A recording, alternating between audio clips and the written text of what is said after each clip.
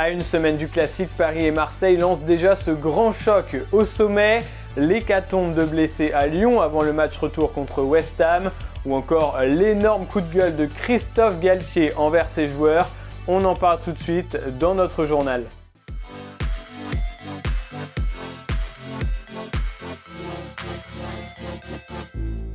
C'est le match le plus attendu de l'année en Ligue 1. Le week-end prochain, le PSG et l'OM s'affrontent dans le classique du championnat de France. Un match qui, une fois n'est pas coutume, se jouera dans les hauteurs du classement puisque Paris est leader et Marseille sont dauphins. Même si le titre de champion semble déjà promis aux hommes de Pochettino, Matteo Guendouzi et les siens comptent bien embêter leur rival jusqu'au bout. Après voilà, on va aller au parc, ça va être le classico, ça va être un match très important pour nous aussi parce qu'on est sur une très bonne dynamique et on ne veut pas s'arrêter là. Donc voilà, d'abord se concentrer sur jeudi, bien récupérer et on sera prêt dimanche. Mais de l'autre côté, c'est une équipe de Paris portée par une MNM en grande forme qui se présente. Le trio fantastique du PSG a cartonné contre Clermont ce week-end. Un triplé de buts pour Neymar, un autre triplé de buts pour Mbappé et un triplé de passes décisives pour Messi. Une montée en puissance tardive dans la saison, mais qui pourrait faire très mal contre Marseille. Bien sûr, c'est toujours spécial pour nous, pour les supporters.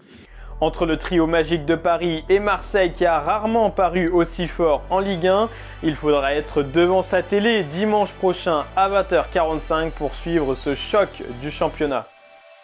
De nouveau interrogé sur son futur et sa volonté de rester à Paris avec Neymar et Messi, Kylian Mbappé a encore botté en touche. Son avenir au PSG est donc toujours aussi mystérieux, mais les contours de l'effectif parisien de la saison prochaine commencent déjà à se dessiner avec une première décision forte.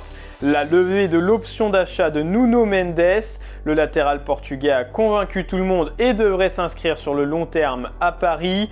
En revanche, Pablo Sarabia devrait revenir de son prêt au Sporting, qui n'a pas les moyens de l'acheter malgré sa belle saison au Portugal. Si ces deux-là seront au PSG la saison prochaine, le directeur sportif Leonardo aimerait bien en revanche se débarrasser des joueurs loin d'être indiscutables comme Paredes, Draxler, Herrera, Diallo ou encore Kerrer, avec un argument de poids, la promesse de trouver plus de temps de jeu ailleurs en vue de la Coupe du Monde 2022. À Paris, la saison n'est pas encore finie, mais le mercato a déjà bien commencé. Et du côté de Lyon, c'est la soupe à la grimace ce lundi matin, outre le match nul contre Strasbourg et cette occasion encore ratée de se rapprocher des places européennes. L'OL a peut-être perdu encore plus gros, car Anthony Lopez, Oussem Aouar et Tanguy Ndombele sont tous les trois sortis sur blessure au cours du match. 3 coups durs avant le match retour contre West Ham en Ligue Europa jeudi, surtout que Peter Bosz est déjà privé de Maxence Cacré pour plusieurs semaines. Des examens doivent être réalisés ce lundi pour les 3 joueurs pour en savoir plus sur leur durée d'absence exacte. Mais en un seul match à Strasbourg, Lyon a peut-être dit adieu à son avenir européen cette saison et également pour la suivante. Car si Lyon avait une belle occasion de se rapprocher du top 5, c'est parce que Nice a lourdement chuté sur la pelouse du RC Lens 3-0. Un naufrage des Niçois qui ont pourtant joué une grande partie de la première période en supériorité numérique. Mais avec l'appui de leur public et une force mentale incroyable, les 100 et or ont roulé sur Nice en deuxième période.